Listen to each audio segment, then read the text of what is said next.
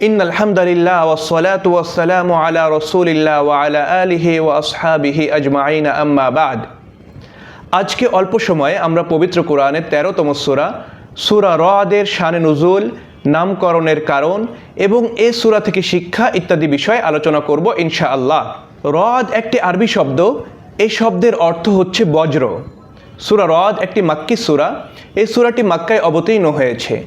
রাসূলুল্লাহ সাল্লাল্লাহু আলাইহি ওয়াসাল্লাম যখন থেকে দ্বীনের দাওয়াত দেওয়া শুরু করেছেন, মক্কার মুশরিকরা তখন থেকে রাসূলুল্লাহ সাল্লাল্লাহু আলাইহি ওয়াসাল্লামের দাওয়াতকে অস্বীকার করেছে, নবুয়তের সত্যতাকে অস্বীকার করেছে। মাঝে মাঝে মক্কার মুশরিকরা রাসূলুল্লাহ সাল্লাল্লাহু আলাইহি ওয়াসাল্লামের কাছে এসে বলতো, তুমি যে নবী এটার প্রমাণ দাও, অলৌকিক নিদর্শন নিয়ে আসো, আসমান থেকে ফেরেশতা নামিয়ে নিয়ে আসো, জমিন ফাটিয়ে পানি বের করো, পাহাড়কে সরিয়ে দাও, এরকম অলৌকিক নিদর্শন আমাদেরকে দেখাও। যদি তুমি এরকম অলৌকিক নিদর্শন আমাদেরকে দেখাতে পারো তাহলে আমরা বুঝতে পারবো যে তুমি সত্য নবী। রাসূলুল্লাহ সাল্লাল্লাহু আলাইহি ওয়াসাল্লামের কাছে যখন মক্কার মুশরিকরা এরকম অলৌকিক নিদর্শন দাবি করা শুরু করলো, তখন আল্লাহ সুবহানাহু ওয়া তাআলা সূরা রদ অবতীর্ণ করলেন। সূরা রদ অবতীর্ণ করে আল্লাহ সুবহানাহু ওয়া তাআলা নবী সাল্লাল্লাহু আলাইহি ওয়াসাল্লাম এবং সাহাবা ইকরাম রাদিয়াল্লাহু তাআলা আনহুমকে শক্তি যোগালেন, তাদেরকে সান্ত্বনা দিলেন এবং মক্কার মুশরিকরা যে অলৌকিক নিদর্শন দাবি করে এর জবাবও আল্লাহ তাআলা এই সূরায় দিয়ে দিলেন। সূরা রদের 13 নম্বর আয়াতে আল্লাহ সুবহানাহু ওয়া তাআলা বলেন, আউযু বিল্লাহি মিনাশ শাইতানির রাজীম, বিসমিল্লাহির রহমানির রহিম। ওয়ায়ুসাব্বিহুর রা'দু বিহামদিহি ওয়াল মালাইকাতু মিন খিফাতিহি ওয়ায়ুরসিলুস সাওয়া'iকা ফায়ুসিবু বিহা মান ইয়াশা'উ ওয়া হুম ইউজাদিলুনা ফিল্লাহ ওয়া হুয়া শাদীদুল মিহাল। ওয়ায়ুসাব্বিহুর রা'দু বিহামদিহি, বজ্র আল্লাহর প্রশংসা সহকারে তাসবিহ পাঠ করে। ওয়াল মালাইকাতু মিন খিফাতি, আল্লাহর ভয়ে ফেরেশতারাও তাসবিহ পাঠ করে।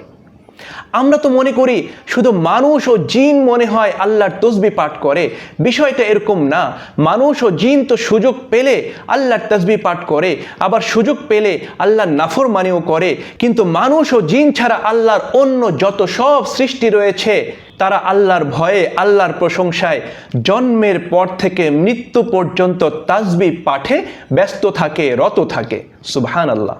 এই যে সূরা রদের 13 নম্বর আয়াতে ওয়ায়ুসাব্বিহুর রা'দু, রদ শব্দটি উল্লেখ করা হয়েছে, এই শব্দকে কেন্দ্র করেই এই সূরার নামকরণ করা হয়েছে সূরা রদ।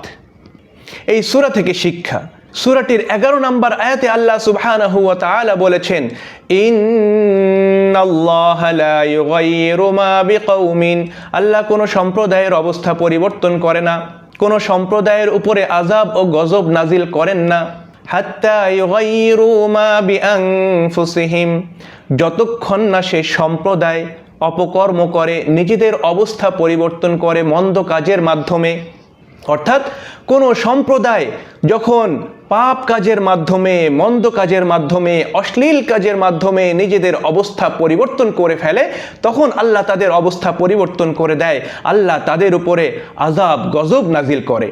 কিন্তু একটা সম্প্রদায় যতক্ষণ পর্যন্ত পাপ কাজ করে না, অশ্লীল কাজ করে না, ততক্ষণ পর্যন্ত আল্লাহ তাদের উপরে আযাব গজব নাজিল করেন না, তাদের অবস্থার পরিবর্তন ঘটান না।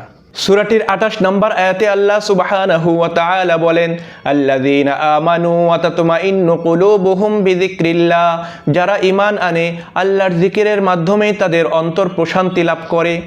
আলা, জেনে রাখো, বিযিকরিল্লাহি তাতমাইন্নুল কুলুব, আল্লাহর জিকিরের মাধ্যমেই মানুষের অন্তরগুলো প্রশান্ত হয়ে যায়।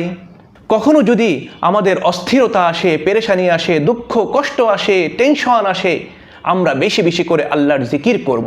কারণ আল্লাহ সুবহানাহু ওয়া তাআলাই বলে দিয়েছেন যে আল্লাহর জিকিরের মাধ্যমে মানুষের অন্তর প্রশান্ত হয়ে যায়, প্রশান্তি লাভ করে, টেনশন দূর হয়ে যায়, অস্থিরতা পেরেশানি দূর হয়ে যায়।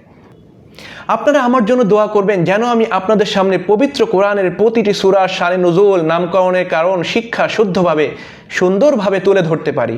আপনারা আমার সাথেই থাকবেন, আমার চ্যানেলের সাথেই থাকবেন। আসসালামু আলাইকুম ওয়া রাহমাতুল্লাহি ওয়া বারাকাতুহু।